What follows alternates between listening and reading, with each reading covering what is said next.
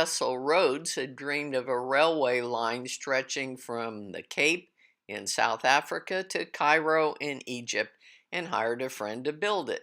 The Victoria Falls Hotel was built by the British in 1904 to house workers on the railway. It was quickly transformed to accommodate tourists who were riding this nice train, and it's a luxury hotel today. Rhodes had the first bridge built across the mighty Zambezi River, and he was insistent that the bridge be built where the spray from the falls would fall on the passing trains. So the bridge is just a little below the second gorge where there's lots of mist. Here's another view of the grounds out towards the pool, but here's one of the things that you run across in Africa. These are warthogs on the lawn. Here's a very nice pool area with several cabanas, and in here is one of the lounges, and here's a very nice formal dining room. Here's the staircase going up to our room, and over on the wall is a very nice mural with famous British men. Okay, we have here major British explorers: Cabot, Hudson, Drake, Smith, Raleigh, Dampier, Penn, Anson, Chatham, Clive, Cook. Well, Pitt wasn't an explorer, but he was in Parliament and supported a lot of activities. Let's see, where do we go from Pitt? Hastings, Raffles, Durham, Sturt, Brooke, Lawrence, like Lawrence of Arabia, Gordon, and there's Livingston in the back, and Cecil Rhodes at the end of this collection. At an open-air crafts market, the women's section is separate from the men, and evidently they push harder than the men to get a sale. So we've got tons of beautifully carved figures.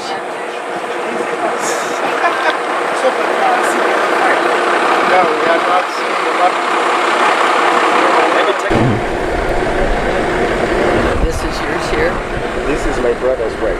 He makes big ones, I make smaller ones. Yes. We'll get there. Okay. Everything that's sold in this market is made by the local people.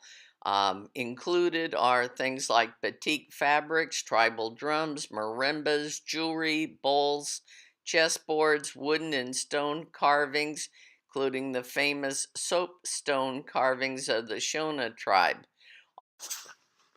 Many of the artists are on hand to show off their art, and bargaining is expected. Okay, there are big hippos carved out of beautiful wood, giraffes all the way down to little zebras, fabric, just a ton of stuff. There's more stuff out here. Evidently some of these bigger pieces get sold to hunting lodges just for decorating, but they're beautiful. It just goes on forever.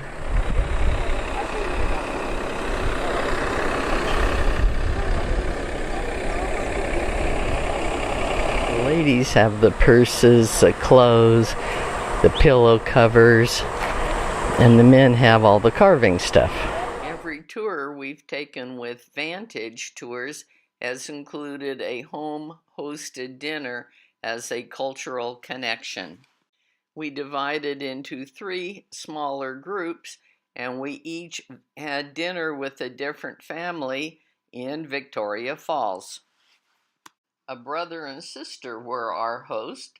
The young lady was the cook, and her brother has his own tour company, and he was the host for the evening. This is the living room for our dinner. This would be considered a nice middle-class family's home.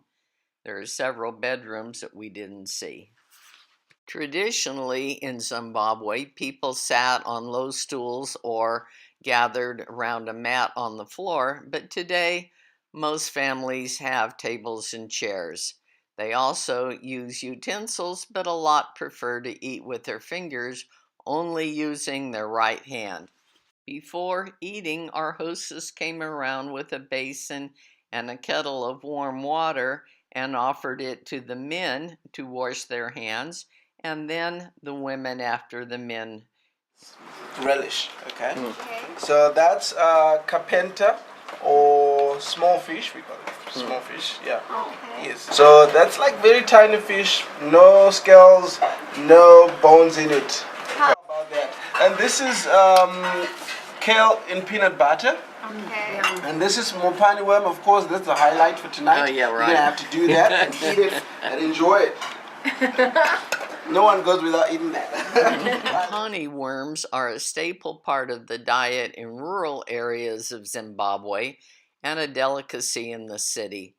They can be eaten dry, crunchy like potato chips, which is what we did and everyone tried one, or they can be cooked and drenched in a sauce. Without eating that. So that's just some carrots and green beans. Okay. Thank you. Let me take it. Oh, perfect. Then we've got kale that is just fried. Thank you. Okay. Wonderful. And then over here is just some roasted peanuts. Oh, Okay. beautiful. Thank you. That is. Along with the vegetables, we had a chicken leg, and the white porridge-like stuff on the plate is called sadza. It's a finger food. You use your right hand and take a small chunk and mold it into a little round ball in your palm. Then you dip it in the sauce from the meat or the vegetables on your plate and pop it into your mouth. These stands are pretty small, so this is the kitchen very part. nice, so. Because of space, we had to make sure we put some fitted furniture so that it doesn't eat up most of the space. They have a very large refrigerator freezer taking up a lot of space in this small kitchen. Here's a nice young lady who cooked our meal, and here she is in a very modern kitchen.